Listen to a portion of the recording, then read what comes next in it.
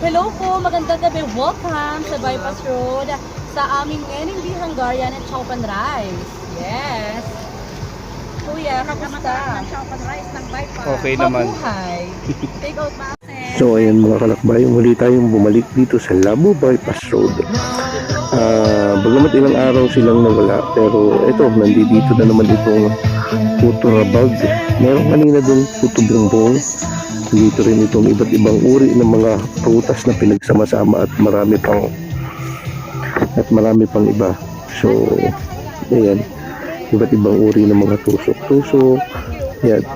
Bagamat merong ibang mga nagre-reklamo na dapat daw hindi na lang inalis dyan. Kaya lang, dahil dun sa Republic Act 4136 mga kalakbay and Presidential Decree number 17, mahigpit na pinagbabawal sa Maharlika Highway ang paglalagay ng anong uri man ng obstruction o mga, what you call this?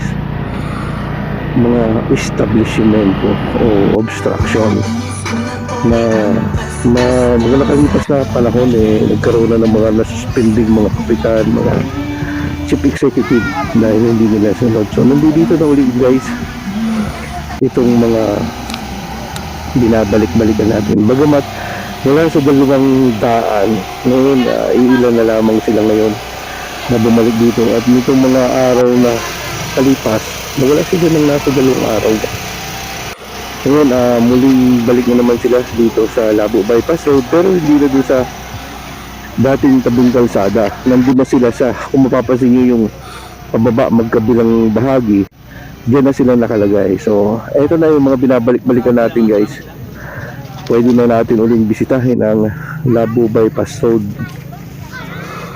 Ayan, ito yung kakaiba to. May natamis na ano ba to, na prutas. At saka inabutan din natin si Mayor Severino Jojo Francisco dito sa lugar na to. Medyo hinihingal tayo guys kasi malayo-layo din ito ating nilakad. Sinisiguro ni Mayor na nasa maayos na kalagayan ang mga bindol.